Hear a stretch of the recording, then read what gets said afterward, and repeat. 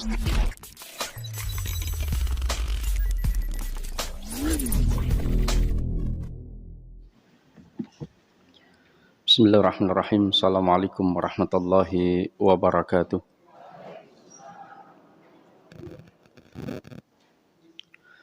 Alhamdulillah. Alhamdulillahilladzi bi ni'matihi tatimmu shalihat wa bi fadlihi tatanazzalul khairat wal barakat wa bi taufiqihi tatahaqqaqul maqasid wal ghayat. Alladzi hadana li hada wa ma kunna linahtadiya laula an hadana Allah. Asyhadu an la ilaha illallah wahdahu la syarika lah wa asyhadu anna Muhammadan abduhu wa rasuluh. La nabiyya wa la rasula ba'da. Allahumma salli wa sallim wa barik ala sayyidina Muhammadin wa ala alihi wa ashabihi ajma'ina amma ba'd. Yang saya hormati kepada seluruh jamaah wali murid ya, dan seluruh para pengurus yang saya muliakan, mohon maaf dalam ingatan saya mulainya 7:30 ya. Jadi saya jam 7 kurang 1 menit baru mau mulai makan ya. Terus saya lihat handphone, kemudian ada telepon, setelah beberapa menit kemudian ternyata jam 7 ya. Saya mohon maaf. Seingat saya kalau kajian pagi itu jam 7.30 ya. Tapi ini ternyata jam 7 ya. Karena sudah lama tidak memberikan kajian di sini.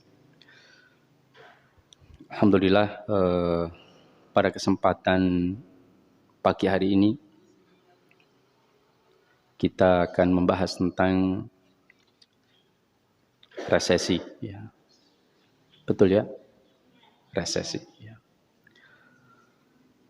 Dalam pembahasan pagi hari ini kita akan berbicara tentang musibah dalam pandangan manusia. Yang kedua, berbicara tentang keimanan dan tawakal kita kepada Allah Tabaraka wa Ta'ala, serta ikhtiar yang akan kita lakukan. Jamaah yang dimuliakan Allah, Allah Tabaraka wa Ta'ala berfirman di dalam Al-Quran, di dalam surah Al-Fajr, di mana Allah Tabaraka wa Ta'ala menyebutkan tentang prasangka hambanya, yang ketika Allah Tabaraka wa Ta'ala memberikan kenikmatan, memberikan kebahagiaan, maka mereka menyangka Allah sedang menghinakannya. Maka Allah jawab, kalla, sekali-kali tidak. Ya.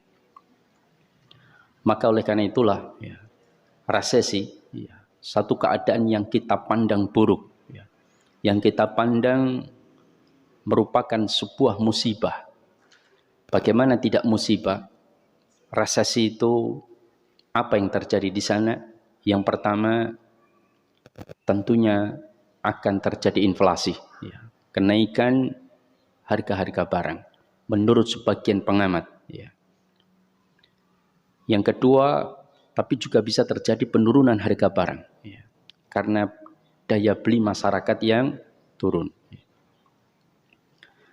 Yang kedua yang dikhawatirkan adalah nilai rupiah ya. Kalau di negara kita itu mengalami penurunan ya, terhadap mata uang asing atau terhadap komoditi-komoditi. Belum lagi resesi ini dikhawatirkan adalah meningkatkan secara massal, yaitu pengangguran. Karena akan terjadi besar-besaran PHK. Terutama negara-negara yang memiliki banyak industri. Dan industrinya amat sangat bergantung pada ekspor ke luar negeri, yang dimana negeri-negeri tersebut mengalami penurunan atau resesi ekonomi, maka itu akan sangat berdampak. Dan ini sudah kita rasakan ya, di negara kita, terutama mereka yang hidup di lingkungan industri atau bekerja di lingkungan industri. Saya punya kenalan, beliau memegang sebuah kantin perusahaan yang biasanya salah satu tempat perusahaan tersebut, kalau perusahaan karyanya mungkin 20 ribuan orang. Di salah satu tempat yang beliau pegang dari 3 kantin yang beliau pegang, itu biasanya karyawannya di satu tempat itu sekitar 2.000. Tetapi ketika terjadi resesi ini, hampir semua karyawan dirumahkan. Tinggal 30 orang. Padahal harga makanan yang dibeli oleh perusahaan untuk karyawan itu sekitar Rp3.000. Jadi nasi, sayur, teh, lauk itu 3.000. Tapi kan kali 2.000 orang. Sehingga yang menjalankan usaha kantin itu cukup untung karena skalanya besar. Listriknya gratis, fasilitas ada semua di kantin itu oleh perusahaan. Tapi sekarang tinggal 30 orang dengan harga 3.000. Maka ini mengenaskan. Dan beberapa pemegang kantin juga mengalami kebangkrutan. Meskipun ini ada kabar baik, beberapa usaha sudah mulai bergerak kembali. Tetapi diprediksi oleh sebagian kalangan pengamat ekonomi itu puncaknya ada di tahun 2023. Dan kita sudah masuk 2023. Apalagi ditambah resesi ini terjadi perang antara Rusia dengan Ukraina. Di mana Rusia itu memiliki tambang-tambang yang amat sangat dibutuhkan oleh Eropa. Sehingga terjadilah masalah dalam menjalankan industri mereka karena kebutuhan akan sumber daya tenaga untuk menjalankan mesin-mesin perusahaan ini mengalami masalah. Para pengamat ekonomi sesungguhnya memberikan pandangan tentang resesi ini seharusnya untuk kita di Indonesia memang secara umum meskipun nanti sebagian terkena dampak yang cukup besar, tapi secara umum seharusnya kita ini tidak perlu khawatir. Kenapa? Karena negara kita itu secara industrinya bahan bakarnya tidak tergantung dari luar negeri. Kita memiliki bahan bakar, baik batu bara, baik itu minyak, BBM, dan lain sebagainya. Kita memiliki sendiri. Kemudian tanah kita pun menghasilkan pertanian yang cukup baik. Cuman persoalannya ada industri-industri di negara kita yang mayoritas pembelinya itu adalah orang luar. Di negara-negara Eropa dan Amerika. Inilah yang banyak mengalami ketergangguan. Padahal sesungguhnya kata para pengamat, di negeri kita sendiri pangsa pasar itu begitu besar. Kita negara terbesar secara luas teritorial itu negara keempat. Secara jumlah penduduk kita juga negara keempat terbesar dengan sekitar 270 juta. Ini negara terbesar keempat dari sisi jumlah penduduk. Kita tahu barang-barang di negeri kita itu mayoritas produksi asing atau negeri kita? Asing kan? Sampai mainan anak-anak yang ada di Nonongan, itu kan mayoritas produksi Cina. Bahkan kain-kain yang ada di Indonesia pun juga banyak dibanjiri oleh negeri Cina dan India. Maka ketika kita mampu mengolah sumber daya alam di negeri kita dan untuk memenuhi kebutuhan di negeri kita sendiri, sebenarnya kita tidak begitu terganggu dengan adanya resesi global. Cuman itulah yang terjadi. Kita dulu dikabarkan munculnya industri otomotif yang akan menggantikan otomotif mobil dari negeri-negeri lain. Ya. Dulu apa namanya? SMK. Ya. Masih menunggu mobilnya datang? Masih enggak Ibu? Yang dulu saya dapat kabar di berita, perusahaannya belum dibuat saja sudah ada 6.000 yang pesan. Ya. Tapi sampai sekarang kok belum muncul ya? Saya nggak tahu. Mungkin kendalanya macam-macam ya, mungkin ya. Padahal kalau itu digunakan untuk misalkan kebijakan pemerintah, semua eselon, semua pejabat pemerintah dari tingkat lurah sampai tingkat kementerian, bahkan kepresidenan, semua menggunakan fasilitas mobil nasional, selesai. Ya, ya atau tidak? Ya. Itu berapa ngirit yang luar biasa. Ya. Maka semua itu tergantung siapa yang membuat kebijakan. Nah, maka jamaah dimuliakan Allah, saya tidak berbicara tentang bagaimana solusi terhadap resesi. Ya, ada banyak pengamat mengatakan bagi mereka yang punya uang cash hendaknya segera untuk yang sisa ya, maksudnya bukan uang cash 5 juta besoknya dipakai bayar, itu nggak usah diwujudkan yang macam-macam. Ya udah uang saja. Ya. Tapi kalau yang punya tabungan 200 juta, 300 juta, 400 juta nganggur misalkan ditabung, sebagian pengamat mengatakan maka selamatkan dalam bentuk komoditi. Ya. Bisa dalam bentuk makanan, bahan makanan yang bisa disimpan dalam waktu yang lama dan bisa diperdagangkan, diperjualbelikan, atau dalam bentuk emas ataupun perak. Ya. Itu yang aman. Lebih aman lagi, tabungan sisanya yang besar, mungkin miliaran atau ratusan juta, tabungkanlah di tabungan akhirat. Betul atau tidak? Ya, bawa ke pondok pesantren, tabungkan di sana.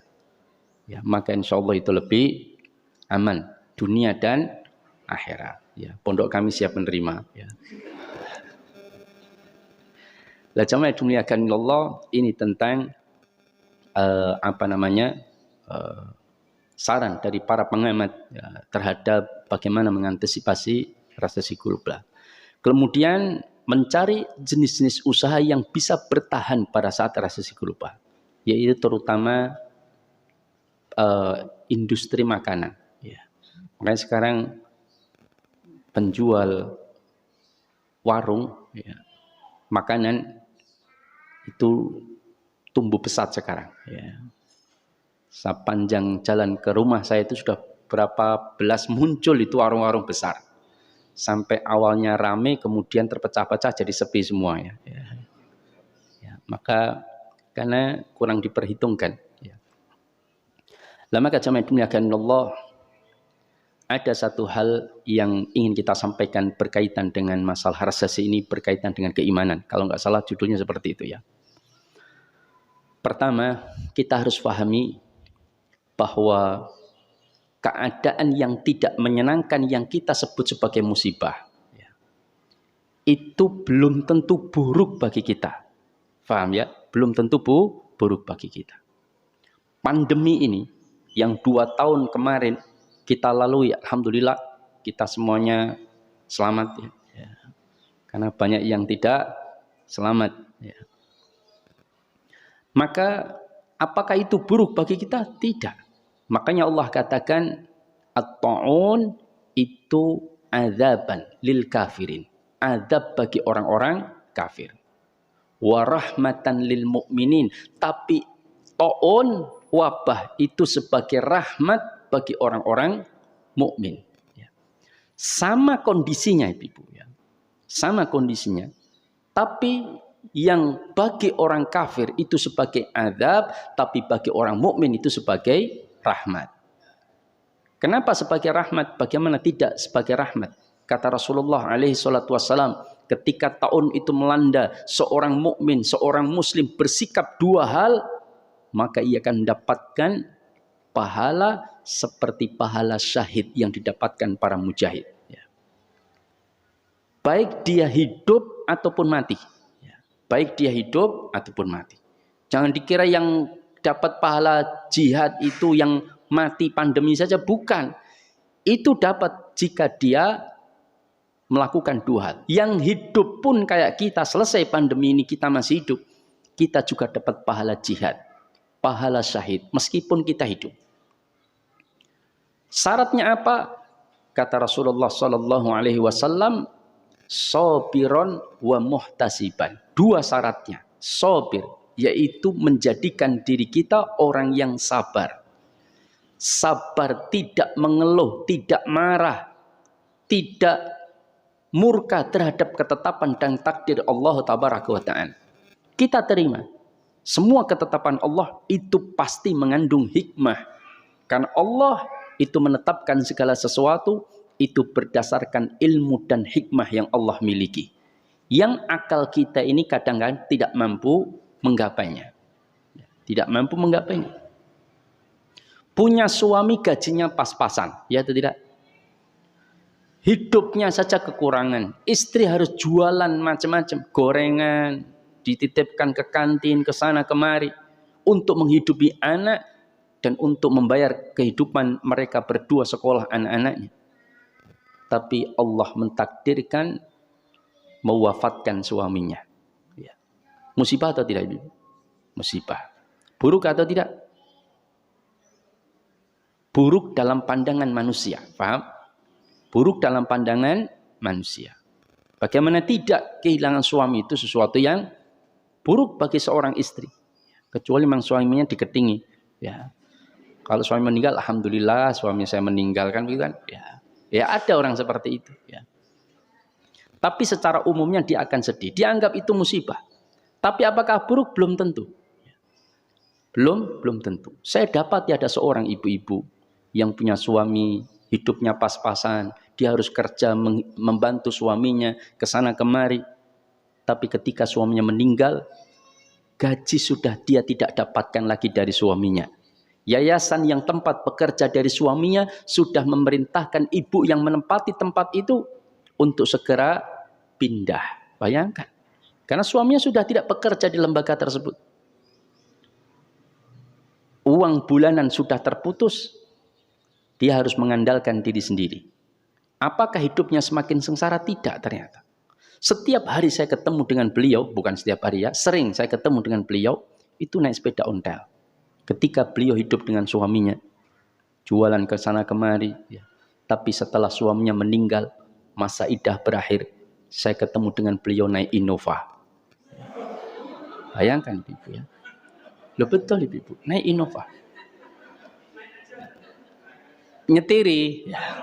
Artinya punya mobil milik pribadi beliau. Waktu itu saya cuma batin saja. Iki sing bawa mobil kok pelan-pelan ngapain kan gitu kan? Jalannya longgar kan. Saya lihat, ternyata beliau mungkin baru ajaran pertama kali atau beberapa kali naik mobil ya. Saya kaget. Lalu saya tanya, saya diberitahu, oh dia dinikahi duda kaya raya. Ya, makanya yang menetapkan rizki itu siapa? Allah tabaraka wa ta'ala. Dan rizki itu telah ditetapkan oleh Allah ketika usia kita dalam kandungan, ya atau tidak? Ya. Inna ahadukum yujma'u khalqu fi batni ummi arba'ina yawman nutfah thumma yakunu 'alaqatan mithla dhalik. Dalam riwayat lain fi dhalik.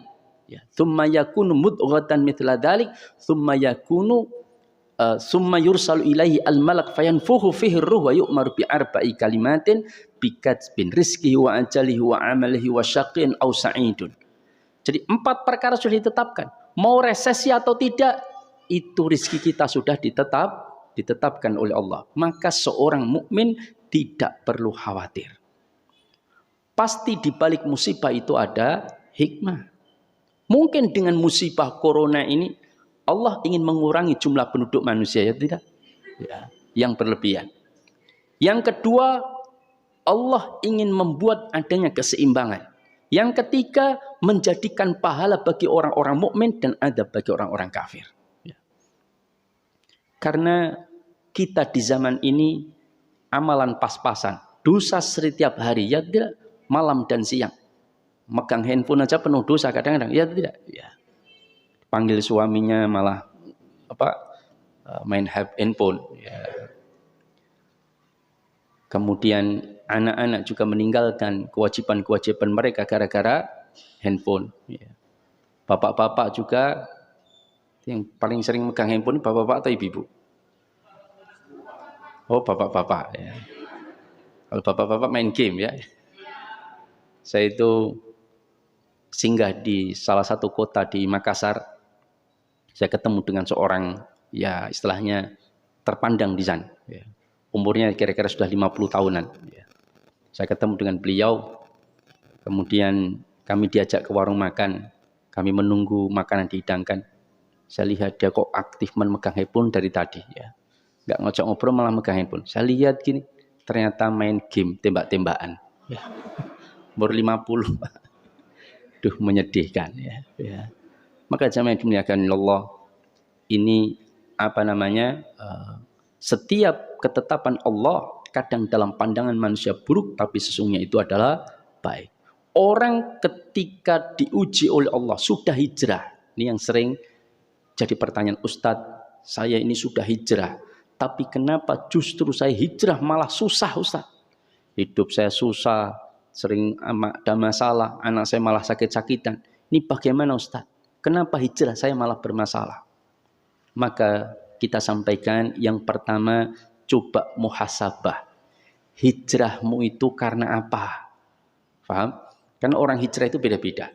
Yang kedua, kondisi hijrahmu pada kondisi apa? Kan ada orang hijrah itu pada saat kondisi yang nyaman. Puncak-puncak jadi direktur keuangan di lembaga ribawi misalkan. Hidupnya nyaman, duitnya banyak, penghasilannya tinggi. Dia tahu itu haram, tobat berhenti. Nah, itu terbaik. Paham? Tapi kalau diberitahu, Mas, usaha jangan pakai haram. Wis enggak apa-apa, nanti kalau sudah kaya tak oke sedekah. Ternyata bangkrut, hancur-hancuran, baru tobat.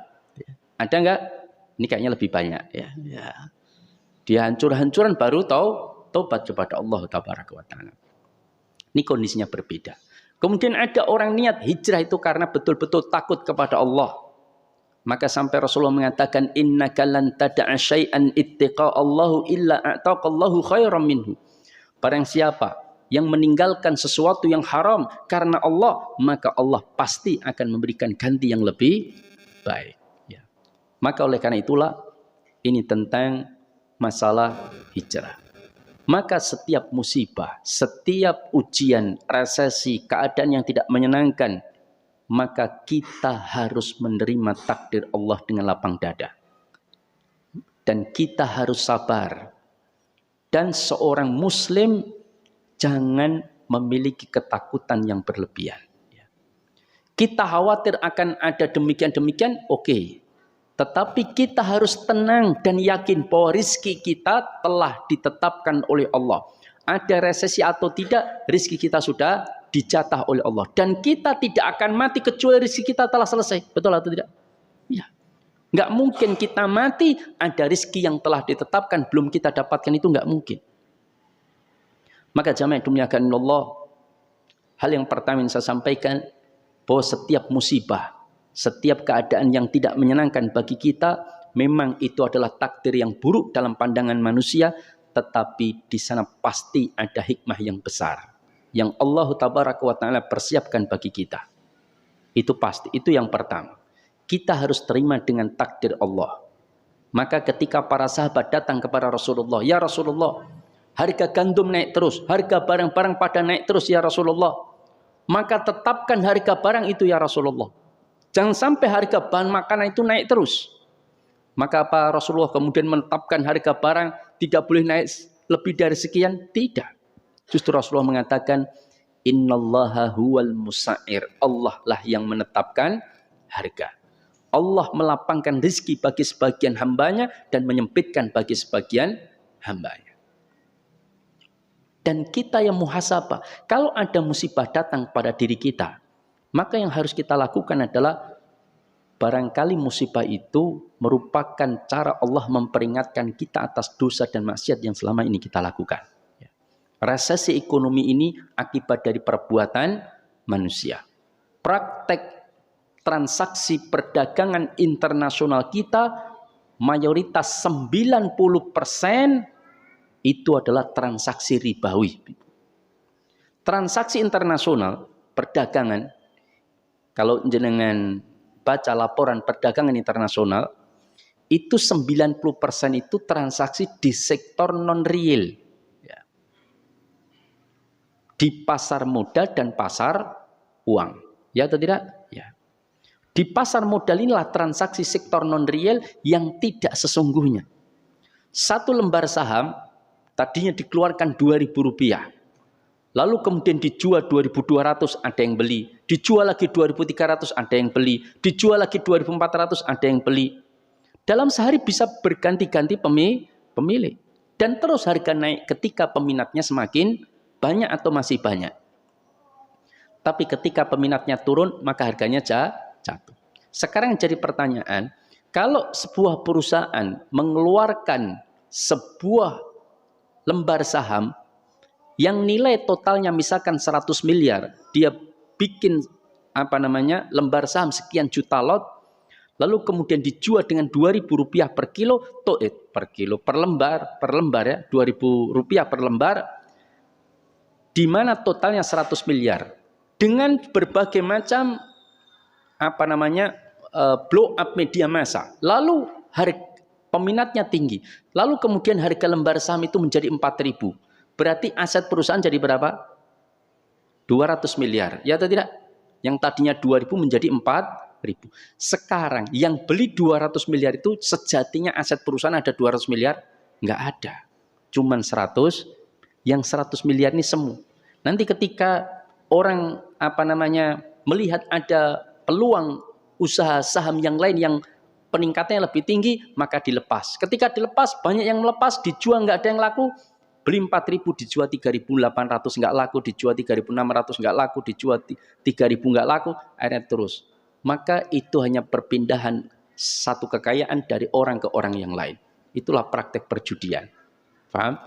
Makanya para ulama mengingatkan, tidak usah bermain saham ya, di pasar modal sekunder, bukan primer ya, pasar modal sekunder. Tapi kalau ada perusahaan saya beli sahamnya, lalu saya mendapatkan dividen bagi hasil setiap tahun atau setiap bulan atau triwulan, nggak ada masalah selama tidak ada unsur riba. Tapi kalau saya membeli saham bukan untuk mendapatkan dividen, tapi mendapatkan capital gain, selisih harga saham, inilah perjudian. Ya, paham? Dan itu terjadi di pasar modal.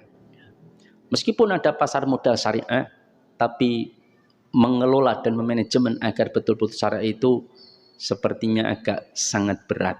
Ya, maka saya tetap merekomendasikan tidak usah bermain. Karena fatwa para ulama internasional tidak boleh membeli saham yang ada utang ribawinya. Kira-kira perusahaan TBK itu kira-kira ada yang tidak punya utang ribawi? Ada enggak? Perusahaan besar yang tidak punya utang ribawi di bank. Ya. Kita harus bedakan ya.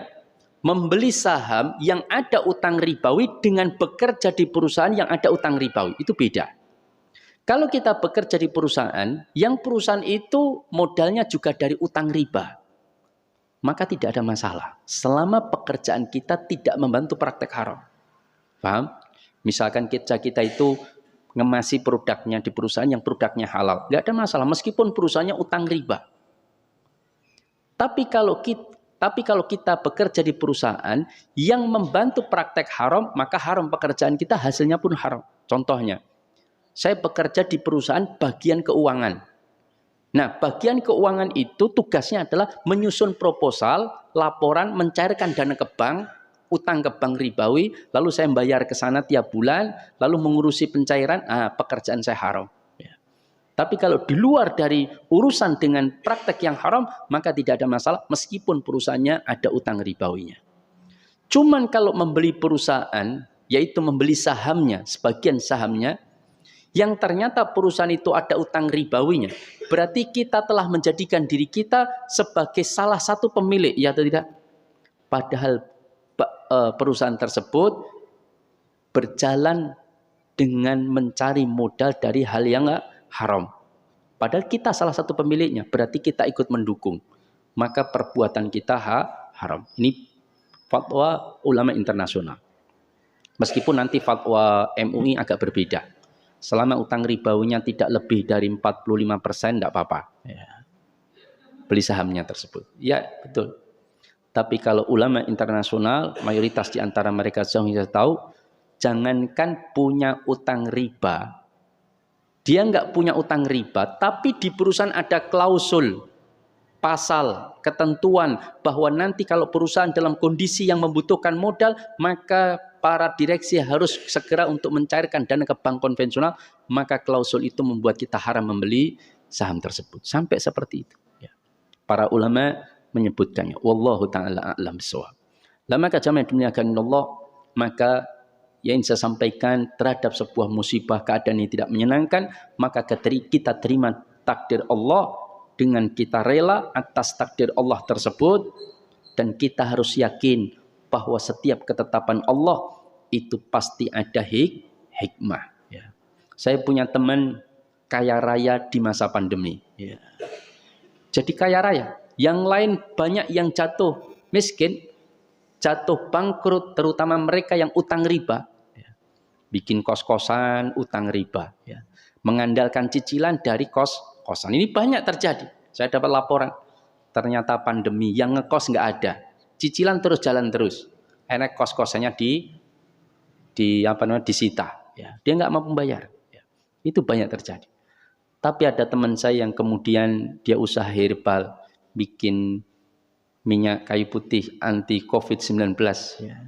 Yang bikinnya mungkin 3.000, 4.000 biayanya. Bisa dijual 25.000. Ya. Akhirnya sebelum beliau membuat produk itu, beliau ya biasa-biasa saja. Ya. Setelah beliau menjual produk itu, mobilnya langsung 2. Ya. Beliau ceritakan, alhamdulillah Ustadz, tiap hari sekian ribu botol. Ya. Beliau nggak memproduksi sendiri, tinggal datang ke perusahaan herbal, dia tinggal minta dibuatkan dengan campuran sekian, mereka sudah paham karena ada teknisinya. Kemudian label dia, beli dengan harga sekian, dijual ke para distributor dengan harga sekian. Ya. Maka jamaah dimuliakan Allah, itulah takdir Allah tabaraka wa ta'ala. Maka kita harus terima.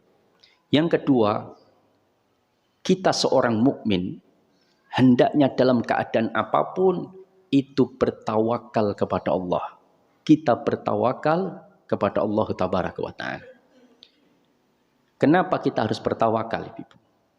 Allah sendiri menyebutkan dalam surah At-Talaq, "Wa may yatawakkal 'alallah fahuwa hasbuh." Barang siapa yang bertawakal kepada Allah, maka Allah akan mencukupi kebutuhannya. Betul atau tidak? Yakin enggak dengan janji Allah ini? Yakin. Ana 'inda dzanni 'abdi bi, saya itu sesuai dengan prasangka hambaku, kata Allah. Kalau dia berprasangka, Ustaz, anak loro wis mumet Ustaz, mau tambah telu, akhirnya mumet betul. Iya atau tidak? Tapi kalau dia yakin bahwa banyak anak, banyak rezeki, apalagi pemerintah sekarang mendukung banyak anak sejauh yang saya tahu loh ya.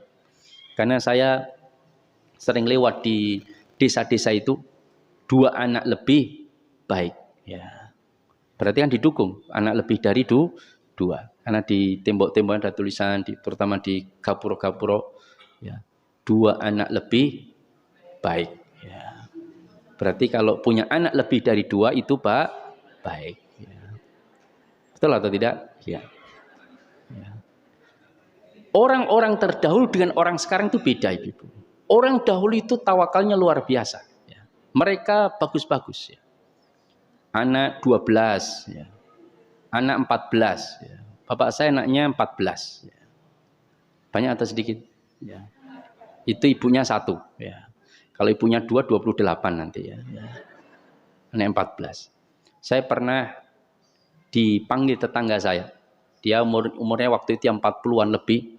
Saya waktu itu masih belasan. Ya. Dia sampaikan kepada saya. Le, kata dia ya. Waktu itu saya masih di pondok pesantren. Pas liburan kita pulang ketemu sama dia. Kamu nggak usah sekolah tinggi-tinggi. Mending kamu langsung kerja. Coba bayangkan kalau bapakmu mati, opor anak kaliren kabeh 14. Ya. Bapakmu cuma dosen, ya. Maka kamu harus persiapkan dirimu supaya kerja dan sebagainya. Kalau coba bapakmu mati, apa enggak kaliren semua? Itu ternyata takdir Allah berkata lain. Ya. Yang bilang gitu mati duluan. Ya. Bapak saya umurnya 86 masih hidup saja. Ya. Maka jamaah dimuliakan Allah, Jangan mengira yang memberikan rezeki itu adalah orang tua, bukan. Yang memberikan rezeki itu adalah Allah Tabaraka wa Ta'ala. Lah tapi kisah janda tadi kan dinikahi duda kaya raya, Ustaz. Tapi ada yang lain. Saya punya tetangga juga tidak dinikahi seorang duda kaya raya, tidak. Karena mungkin kalah bersaing dengan janda-janda yang lebih muda. Ya. Maka kemudian, tapi dia juga ibu rumah tangga. Tapi ketika ditinggal suaminya, sampai dia cerita sendiri sama saya. Walah mas, saya itu nggak bisa habis pikir ya. Dulu ketika ada suami, hidup saya itu utang-utang terus. Hidupnya pas-pasan, susah, kekurangan. Anak saya nggak bisa sekolah tinggi, apalagi kuliah. Tapi ketika suami saya meninggal, justru rezeki saya jauh lebih mengalir. Ya. Saya bisa nguliahkan anak-anak saya sampai selesai semua. Sampai semua kerja. Saya hidupnya jauh lebih mapan, kata dia. Lu kok bisa begitu? Ya kan terus saya berpikir gimana cara memenuhi kebutuhan hidup. Akhirnya beliau usaha kecil-kecilan. Malah laris dan sukses. Ibu. Paham? Kalau dia mengandalkan para suaminya mungkin tidak seperti sekarang. Maka itulah takdir Allah Tabaraka wa Ta'ala. Maka kadang dalam pandangan kita buruk, tapi dalam pandangan Allah itu adalah baik. Boleh jadi sesuatu yang kita tidak senangi itu baik bagi kita, boleh jadi sesuatu yang kita senangi itu buruk bagi kita. Ya. Kadang ada orang tua, ini sampai menjadi ledekan, ini kasus nyata. Ya. Ada orang tua dia ingin anaknya itu ganteng. Ya. Padahal bapaknya wajahnya pas-pasan. Ya. Ibunya agak mepet misalkan ya. Ya. Akhirnya kemudian mereka ingin anaknya wajahnya tampan. Betul, ketika melahirkan anaknya sangat tampan. Malah jadi cibiran tetangga. Jangan-jangan bojomu macam-macam kan gitu kan. Ya kan susah ibu. Makanya sudah terima takdir Allah Tabaraka wa Ta'ala atas segala sesuatu yang Allah tetapkan. Dan tawakal itu adalah kunci untuk Allah memenuhi kebutuhan kita. Wa may yatawakkal 'alallah fahuwa hasbuh. Apakah tawakal saja cukup? Tidak. Karena sebelum Allah menyampaikan tentang tawakal, Allah menyampaikan dulu tentang takwa. Wa may yattaqillaha yaj'al lahu makhraja. Barang siapa yang bertakwa kepada Allah, Allah akan memberikan jalan keluar. Wa may yatawakkal 'alallah fahuwa hasbuh. Dan barang siapa yang bertawakal kepada Allah, maka Allah akan cukupi kebutuhannya. Dan tawakal itu luar biasa. Semakin tinggi tawakal seseorang, maka semakin menunjukkan tingkat keimanan dan tauhidnya seseorang. Semakin tinggi tawakalnya itu menunjukkan tauhid dan keimanannya semakin besar. Contohnya siapa? Nabi Ibrahim alaihissalam, Rasulullah alaihi salatu wassalam, para sahabat. Ya. Makanya dalam sebuah hadis yang diriwayatkan oleh Imam Ibnu Abbas ya, tentang tawakal atas segala kondisi dan keadaan yang Allah tetapkan, itu bisa menjadikan sarana untuk kita bisa masuk ke dalam surganya Allah tanpa hisab dan tanpa adab. Ya. Bayangkan, dalam sebuah hadis panjang tentang kuota 70.000 orang yang masuk surga tanpa hisab dan tanpa adab. Ini saya sebutkan hadisnya. Ya. Di mana Rasulullah SAW mengatakan, Uridat alayya al-umam faja'alan nabiyya wan nabiyani yamurruna ma'ahum ar-rahtu. Aku diperlihatkan oleh Allah ketika Mi'raj tentang umat-umat yang berkumpul nanti di yaumul qiyamah. Diperlihatkan. Faja'alan nabiyya. Maka Allah jadikan ada seorang nabi, wan nabiyani dan dua orang nabi, yamurruna ma'ahum, yang bersama mereka itu ar-rahtu. Pengikut tidak lebih dari 9. Ya, antara 3 sampai 9. Itu bilangan disebut dengan ar-rahtu. 3, 4, 5, 6, atau 7, atau 9. Kemudian, wan nabiyya laisa ma'ahu ahad. Dan ada seorang nabi yang tidak memiliki pengikut satupun. Makanya dalil ini salah satunya dijadikan hujah para ulama, bahwa kebenaran itu jangan didasarkan banyaknya orang. Paham? Kebenaran itu tidak didasarkan dari banyaknya orang. Buktinya para nabi, ada yang pengikutnya cuma 2, ada yang pengikutnya cuma 1, ada yang nggak punya pengikut, ada yang pengikutnya cuma tidak lebih dari 9. Itu menunjukkan bahwa kebenaran itu tidak didasarkan pada kebanyakan orang. Karena ada yang nge-share kepada saya, tentang sebuah pertemuan, perkumpulan yang hadir itu kalau saya perkirakan mungkin 100.000 orang, ya, lebih. Mereka berkumpul mengadakan sebuah acara, tapi acara yang jauh dari sunnah Rasulullah SAW, menyimpang. Lalu mereka mengatakan, "Lu ini yang hadir banyak, Ustaz. Masa kayak ini sesat semuanya?" Kan begitu kan? Nah, orang mendasarkan kebenaran itu pada jumlahnya orang. Coba lihat, siapa yang berkumpul di acara 10 Asyura yang memukul-mukul tubuh mereka, berkumpul jutaan orang, apakah kemudian mereka kita katakan benar karena jumlah yang berkumpul banyak? Kan tidak. Mereka sesat dan menyesatkan.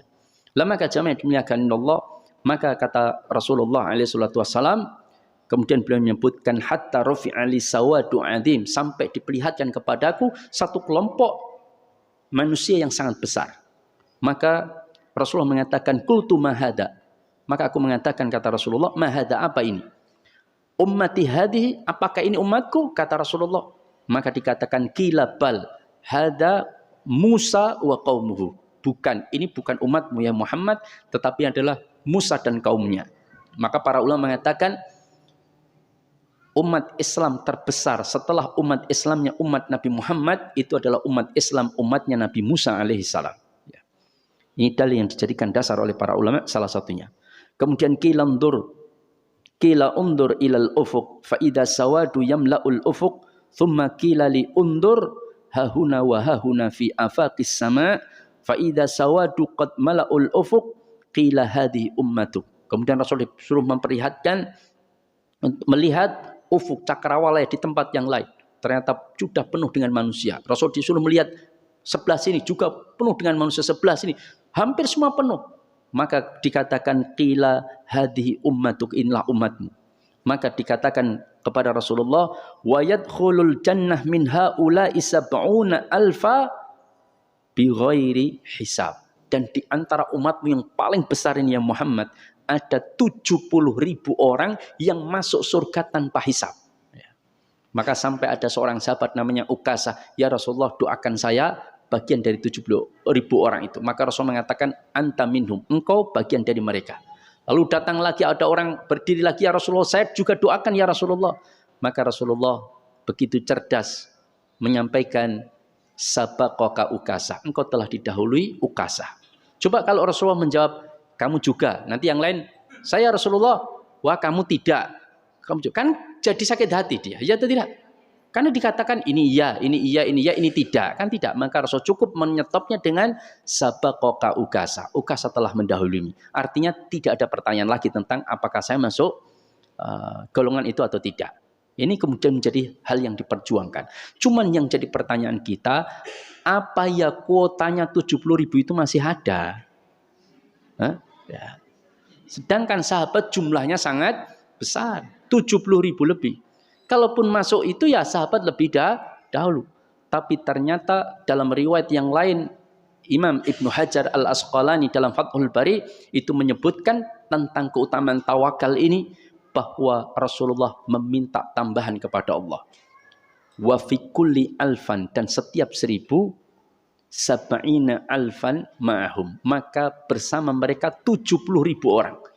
Maka ditambah 70.000 kali 70. Kan setiap 1.000 bawa 70.000. Paham? Kan yang pertama tadi 70.000.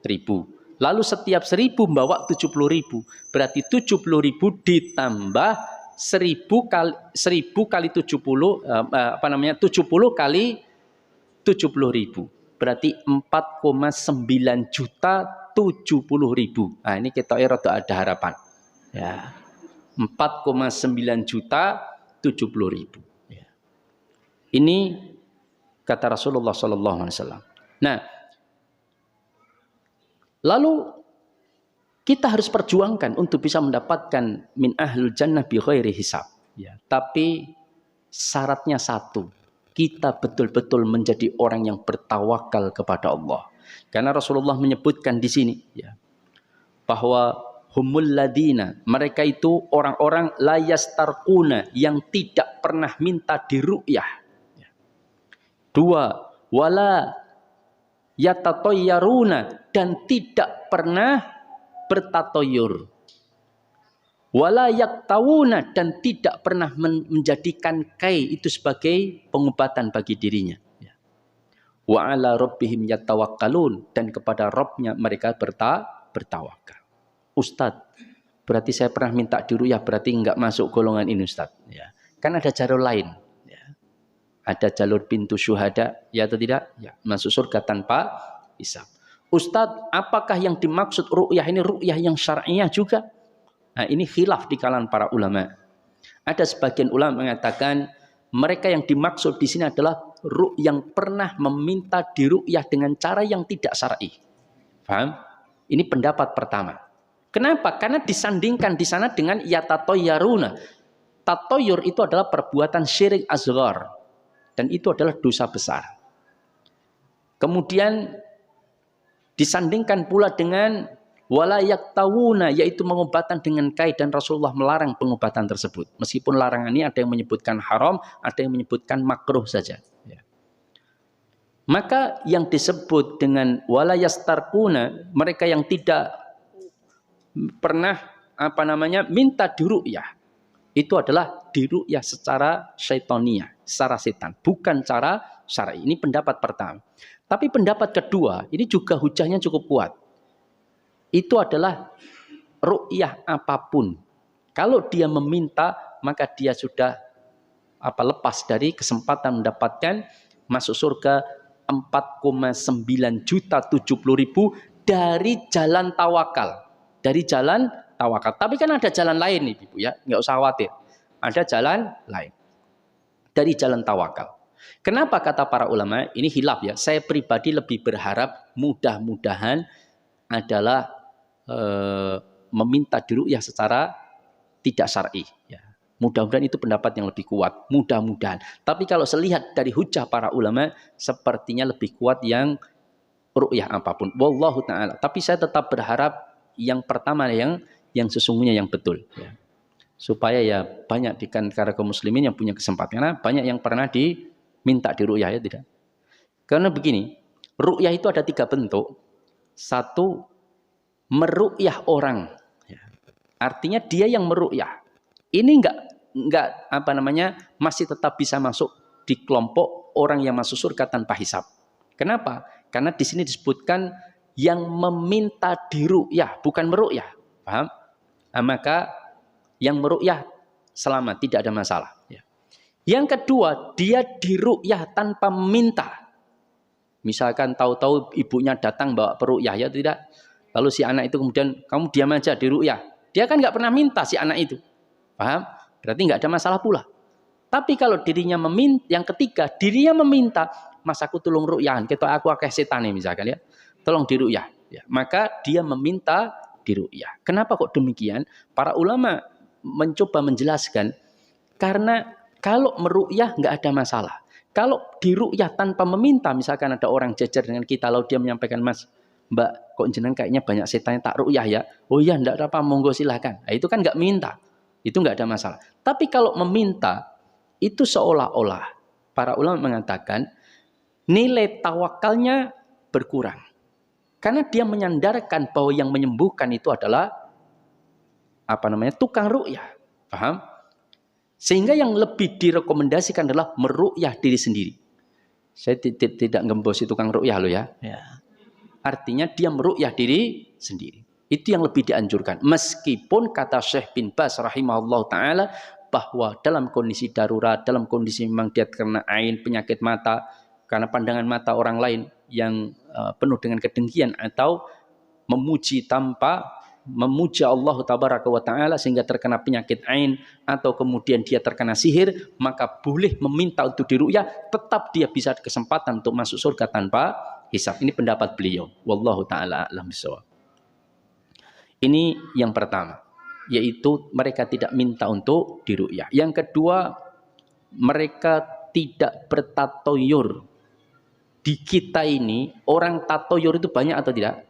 Banyak. Tatoyur itu kan dari kata toyurun, burung. Karena dulu orang-orang jahiliyah itu kalau meramal nasib itu dengan burung. Mereka mau safar itu lepas dulu burung merpati.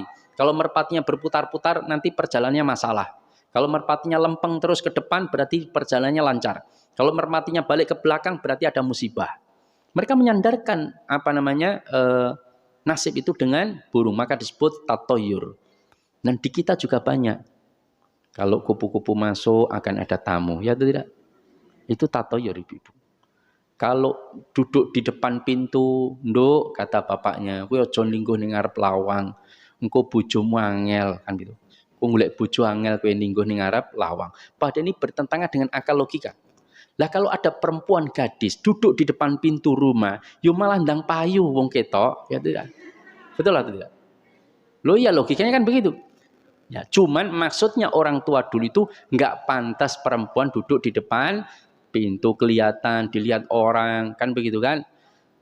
Cuman ya tempat keluar masuk, cuman cara menyampaikannya yang tidak benar. Dengan dikait-kaitkan dengan nasib, itu yang nggak betul. Ya. Tidak semua perkataan nenek moyang kita itu benar, tidak. Ya. Maka kita ini akan jadi nenek moyang atau tidak? Akan jadi nenek moyang. Kita bisa nggak salah membuat suatu keputusan? Bisa. Nah, maka, apalagi bintangmu apa? Leo lah, bintang bojomu apa? Virgo. Wah, nggak cocok, cerai aja jenengan. Ya.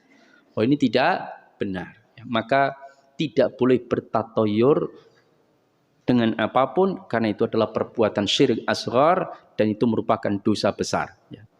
Wala yaktawuna, dan tidak boleh mengobati dengan pengobatan kai, yaitu besi panas. Rasulullah suruh meninggalkan. Meninggalkan itu ada yang mengatakan makruh, ada yang mengatakan haram. Tapi pendapat yang lebih rajih sejauh yang saya tahu itu makruh saja. Artinya tidak disukai. Kenapa demikian kok besi panas itu tidak boleh? Begini. Menurut sebagian ahli tafsir mengatakan, karena di zaman itu orang kan Rasul mengatakan pengobatan itu ada 3, hijama, bekam, 2 madu, 3 dengan kai, besi panas. Ternyata 3 pengobatan ini kalau dengan besi panas itu cepat sembuhnya. Sampai orang-orang pada masa itu mengatakan, penyakit apapun kalau dikai sembuh, kan begitu kan? Apa sakit kai sembuh, kan begitu?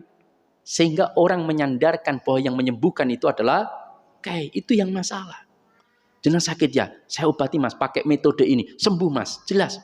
Banyak pasien yang tidak sembuh, dengan ini sembuh. Seolah-olah yang menyembuhkan itu adalah metode tersebut. Itu hanya asbabnya saja. Yang menetapkan sembuh atau tidak itu Allah. Dan Allah dalam menetapkan itu secara umumnya berdasarkan sunatullah. Kan begitu? Sunatullahnya.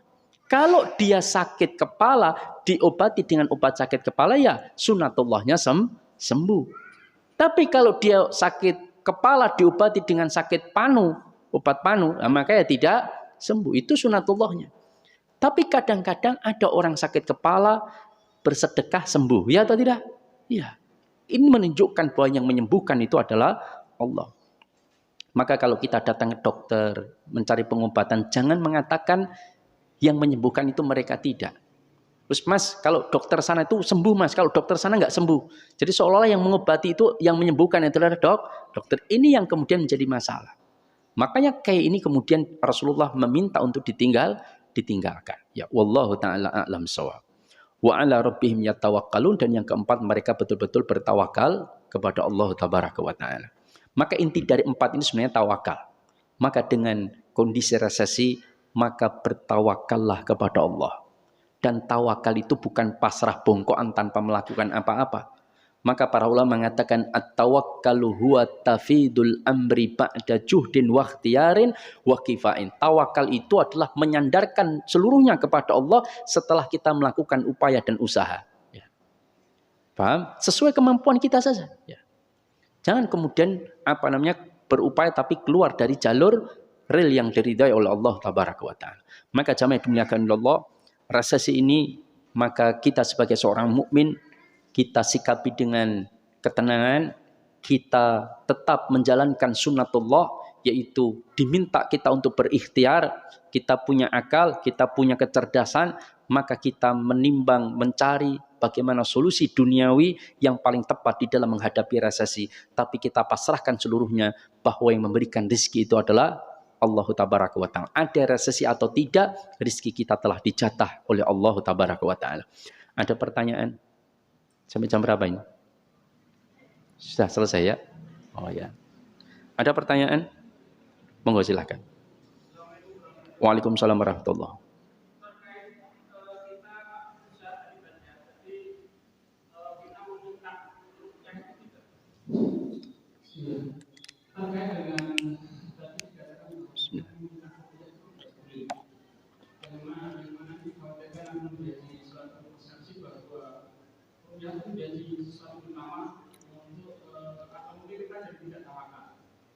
Bagaimana kaitannya kalau kita sakit? Kita sakit, kemudian kita sama, kita juga meminta dokter mengobati kita. Iya. Itu sama atau tidak? Iya. Terima kasih. Pertama, saya tidak mengatakan bahwa meminta ruqyah itu haram. Ya. Paham ya? Saya tidak mengatakan itu. Cuman kita berbicara bahasa tawakal. Di mana ada seseorang yang betul-betul menyandarkan kepada Allah dan ada yang menyandarkan seolah-olah kepada manusia. Ya. Paham yang saya maksudkan? Ya. Contoh. Kalau saya ditangkap misalkan, lalu ada orang bantu saya untuk melepaskan dari penangkapan, boleh nggak saya menerima bantuan dia? Boleh, tidak ada masalah kan? Tapi jenengan pernah dengar baca dalam kisah dalam Al-Quran, yaitu kisah Nabi Ibrahim alaihissalam, yang Nabi Ibrahim sudah diikat di manjanik, ya, di alat pelontar, kemudian diikat, tinggal dilepaskan, Nabi Ibrahim akan masuk ke dalam api yang menyala. Datang malaikat Jibril, ya atau tidak? Ya Ibrahim, aku malaikat Jibril. Apakah engkau butuh bantuanku? Kan begitu kan? Apa kata Ibrahim? Wahai Jibril, engkau ini makhluk. Dan aku juga makhluk. Adapun kepada dirimu aku tidak butuh. Hasbunallah, ni'mal maula, hasbunallah, ni'mal maula, wa ni'man nasir. Cukuplah Allah itu sebagai penolongku. Maka akhirnya Jibril tidak membantunya. Namanya dikasih tolong enggak berkenan. Malah mengatakan engkau makhluk, aku juga makhluk. Adapun kepada dirimu aku tidak butuh. Ini menunjukkan tawakalnya Nabi Ibrahim luar biasa. Dia betul-betul memasrahkan dirinya kepada Allah Tabaraka wa Ta'ala. Apa yang terjadi? Ketika terlempar, langsung dalam waktu yang singkat, api itu Allah firmankan, ya naru kuni bardan wa salaman ala Ibrahim. Itu maksud dari itu. Ya. Maka apakah kita meminta ru'yah itu tidak boleh? Boleh, tapi tidak dianjurkan. Paham? Yang dianjurkan adalah meru'yah diri sendiri. Yang dianjurkan. Tetapi sebagian ulama mengatakan boleh tidak mengapa. Minta ru'yah, mau meru'yah, tidak ada masalah. Karena yang dimaksud di sini, hadis ini adalah ru'yah syaitaniyah. Ya. Meminta ru'yah dengan cara setan. Ya. Ini khilaf di kalangan para ulama, tetapi ahli mereka yang berbicara tentang tawakal ini berkaitan. Nah, maka ketika kita meminta dokter mengobati kita, apakah itu sama dengan meminta tukang ruqyah untuk mengobati kita? Kalau dikiaskan sama. Ya. Makanya para ulama menjelaskan, ketika kita sakit, maka berusahalah untuk mengobati, tapi menyandarkan semuanya kepada Allah. Kalau kita harus datang ke dokter untuk mengetahui sakitnya kita, kan yang mengetahui kan bukan dokter. Dokter kan mencari sakit apa, kan begitu. Nah, kita minta bantuan dia. Tetapi kita harus yakin bahwa yang menyembuhkan bukan dokter, tetapi Allah Tabaraka wa Ta'ala. Lalu dokter menunjukkan obatnya ini. Dan kita yakin bahwa yang menyembuhkan Allah bukan obat ini, tapi obat inilah kita yang diperintahkan oleh Allah untuk berikhtiar dengan benar. Salah satunya adalah mencari obat yang tepat. Dan yang tahu obat yang tepat adalah dokter. Maka tidak ada masalah kita berobat kepada dokter. Nanti habis begini nggak ada yang ke dokter, kan jadi masalah juga ya. Kita hanya berbicara tentang masalah tawakal, tingkat tawakal seseorang. Ini kan ibaratnya itu masuk surga itu kan normalnya harus dihisab dulu ya atau tidak? Normalnya. Bukan berarti ini nggak bisa masuk surga, bukan. Normalnya masuk surga itu dihisab. Dan kita mudah-mudahan kalaupun dihisab, hisab kita yasir, hisab kita ringan. Cuman ditanya beberapa perkara dosa yang pernah kita lakukan, sampelnya saja, lalu kemudian Allah ampuni seluruhnya, dan Allah ganti dosanya dengan pahala, dan Allah masukkan kita ke dalam surga. Itu hisab yang ringan. Nah, tetapi ada sarana yang itu jalur khusus, eksekutif plus, ya tidak, VIP, ya, Presiden Suite lah kalau hotel ya. Nah, itu bagi siapa? Orang-orang yang betul-betul tawakal kepada Allah Tabaraka wa Ta'ala. Yang tingkat tawakalnya itu luar biasa. Maka itu jalur khusus. Ya. Kita kuota ini ya bot ya, 4,9 juta 70.000 ya. Kadang-kadang kita berpikir ya, misalkan, wah kalau saya nggak kedatang si fulan, cari pekerjaan sana, dempeli, wah kita urip ora iso sukses. Nah, seolah-olah kita menyandarkan hidup kita suksesnya itu kepada seseorang. Itu sudah bermasalah dari sisi ilmu tawakal. Ya. Maka ini yang kadang-kadang banyak kisah Nabi Ibrahim yang mengajarkan tentang tawakal. Bayangkan, Nabi Ibrahim suruh meninggalkan istrinya Hajar dengan putranya Ismail yang masih kecil di tengah gurun padang pasir dengan perbekalan seadanya.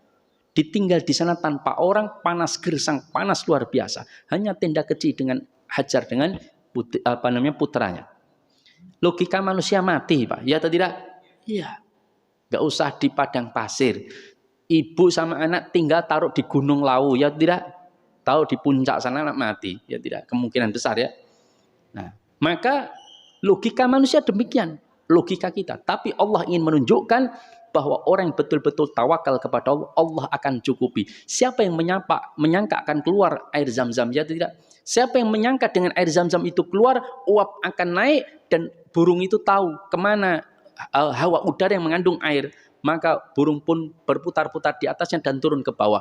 Dan para musafir itu melihat kalau ada dari kejauhan ada burung melingkar berputar-putar di atas suatu tempat, itu berarti ada sumber air di sana. Maka berdatanglah ke sana.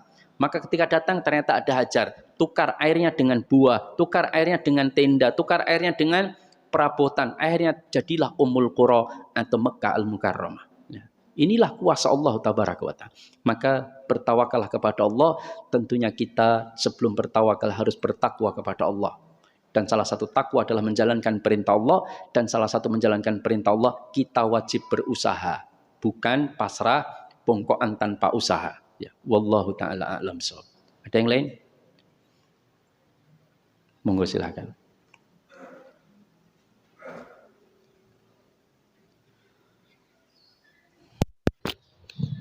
Bismillahirrahmanirrahim. Assalamualaikum warahmatullahi wabarakatuh. Saya mau tanya mengenai bagaimana hukum melakukan pinjaman di bank syariah ataupun hukum melakukan pinjaman di BMT. Itu Ustaz. Bagaimana hukumnya meminjam di bank syariah atau meminjam di BMT? Pertanyaan ini masih bersifat umum.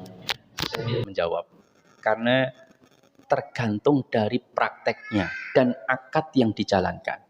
Kalau akadnya itu dia utang piutang, qardul hasan, utang 10 juta, ya tidak ada tambahan apapun, itu syar'i nggak ada masalah. Mau bank syariah, BMT nggak ada masalah. Ya. Kalau akadnya itu utang piutang dan murni tidak ada syarat tambahan atau manfaat apapun. Utang 10 juta mengembalikan juga 10 juta. Nah, tapi kalau akadnya itu murabahah, jual beli misalkan, ya maka kita harus cek dulu jual belinya sesuai syariah atau tidak. Kalau jual belinya ternyata di BMT itu akal-akalan, misalkan ya, Mas, butuhmu apa? Motor, harga berapaan? 10 juta. Wes gini Mas, ini ada uang 10 juta, tak serahkan ke jenengan ya, tak wakilkan. Ya. Nanti motornya silahkan beli sendiri. Ya. Ini 10 juta. Setelah diterima, motornya belum dibeli. Kita tanda tangan akad jual beli motor. Dijual motor dari BMT harga pembelian 10 juta, dijual dengan 17 juta, dicicil selama 5 tahun, DP 2 juta. Tanda tangan selesai. Motornya belum ada. Ya atau tidak? Nah ini prakteknya haram, ini tidak boleh. Ini akal-akalan. Atau misalkan, saya sudah ketemu barang, ada motor dijual harga 7 juta, tak tawar 6,5 dikasihkan. Sudah deal, bahkan mungkin sudah saya DP. Lalu saya ajukan ke BMT atau ke bank syariah, maka mau akad apapun yang bisa cuma utang. Paham? Dan tidak boleh ada tambahan apapun. Kalau dia akadkan murabahah, ini tidak syariah. Kenapa? Karena sudah terjadi jual beli dulu antara nasabah dengan pemilik motor. Jadi BMT itu hakikat cuma bayari. Dia nggak jual motor itu, tapi cuma bayari. Kan sudah didilkan, sudah diakadkan, sudah jual beli dengan si pemilik, sudah di DP, bahkan kalaupun nggak di DP sudah deal harganya. BMT lalu kemudian dipanggil untuk bayar. Lalu setelah bayar 6,5, lalu mengembalikan ke BMT 10 juta selama 3 tahun. Nah, ini haram. Ya. Ini tidak boleh. Maka minimalnya dalam mazhab Syafi'i itu dibolehkan. Misalkan kita ketemu satu barang, motor misalkan, kita suka. Berapa sih harga Mas? 7 juta. Oh iya, kita nggak usah tawar. Kita datang ke BMT atau Bank Syariah, BMT itu ada motor, saya suka, saya sudah lihat barangnya tapi saya belum tawar. Silahkan jenengan beli, kalau sudah jadi milik jenengan, jualah kepadaku dengan cara kredit. Ini dalam madhab Syafi'i jumhur membolehkan. Beda lagi dengan madhab Maliki, nanti agak ketat lagi. Tapi kita ambil madhab jumhur, dalam Syafi'i maupun Hambali dibolehkan. Asalkan belum terjadi deal, paham? Dan yang beli dan yang nawar itu ya BMT, bukan saya nasabah yang beli. Ini Mas, duitnya tukunan dewe. Apa ada orang datang ke bakul sayur misalkan, Mas bawangnya enten, butuh pinten 50 kilo. Ya, ini ada uang Mas, mangkula anteng Tawamangu, mengke bawangnya saya jual ke jenengan, saya mengambil untung sekian. Apa ada begitu? Ya enggak ada. Orang jual itu ya dia harus punya upaya untuk menyediakan barangnya. Ya. Apot nggih, Bu? Ya. Yang punya BMT semakin pusing ya. Ya. Kenapa? Ya kalau jual beli nggak ada masalah. Ya kalau jual beli nggak ada masalah. Nah begini, misal ya saya ketemu suatu barang, ditawarkan misalkan di OLX misalkan, saya sudah lihat barangnya ke rumahnya cocok, saya belum tawar, saya belum deal dengan pemilik barang, lalu saya datang ke BMT, Pak, itu di rumah si Fulan, kecamatan ini ada motor dijual, alamatnya ini. Harganya 7 juta. Nah, silahkan jenengan beli, nanti jualah kepada saya akan beli secara kredit. Nanti kita transaksi. Oke, siap. Lalu BMT membelinya. BMT yang menawar sendiri. Mas 6,5 ini mau tak jual lagi ke nasabah. Udah 6,5 deal. Dibayar, motor dibawa ke BMT. Saya dipanggil, Pak, mau nggak motor ini, motornya sudah kami beli. Saya datang. Lalu saya lihat, wah cocok, berapa harganya Pak? Lah jenengan kredit berapa tahun? 3 tahun tanpa DP. Ya sudah, saya jualkan jenengan 9 juta. Wah nggak bisa, terlalu mahal, 8,5 saja. Wah nggak bisa, nggak deal. Ya sudah, saya pergi, BMT nggak boleh maksa saya. Paham? Itu aturannya. Kalau BMT maksa saya berarti, apalagi sebelum dibeli, tak beli nanti dengan syarat kamu harus beli loh ya, kita tanda tangan dulu. Itu nggak benar. Ya. Kata Imam Syafi'i itu namanya memperjualbelikan barang yang belum dimiliki.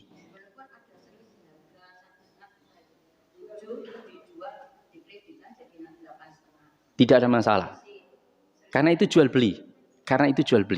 Contoh, saya beli handphone ini ya.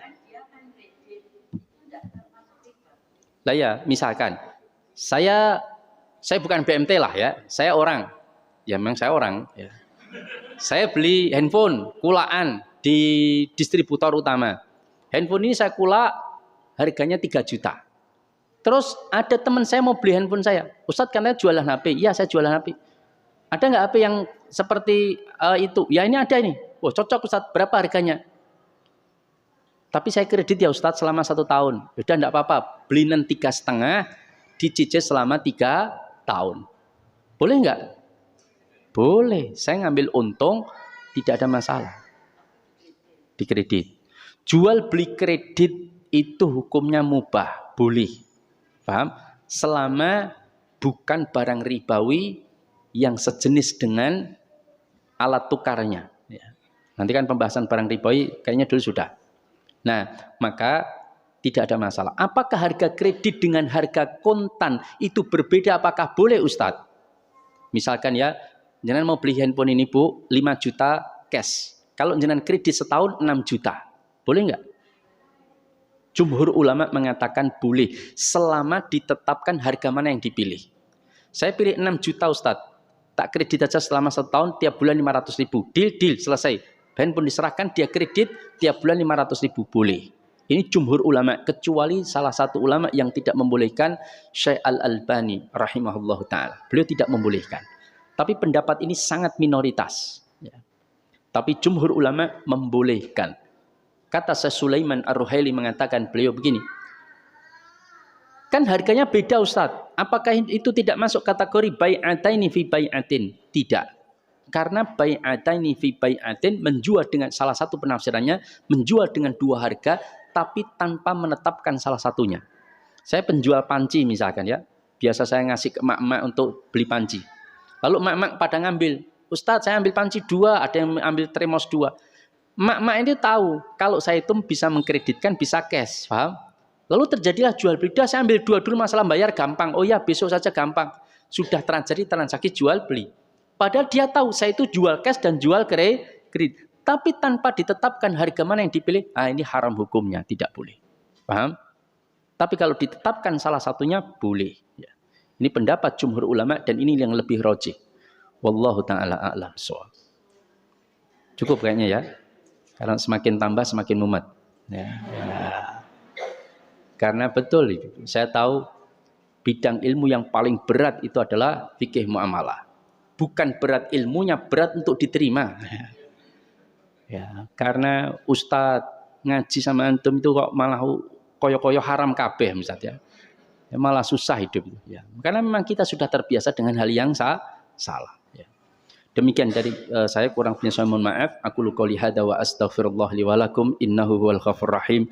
Subhanakallahumma wa bihamdika asyhadu an la ilaha illa anta astaghfiruka wa atubu ilaik. Assalamualaikum warahmatullahi wabarakatuh.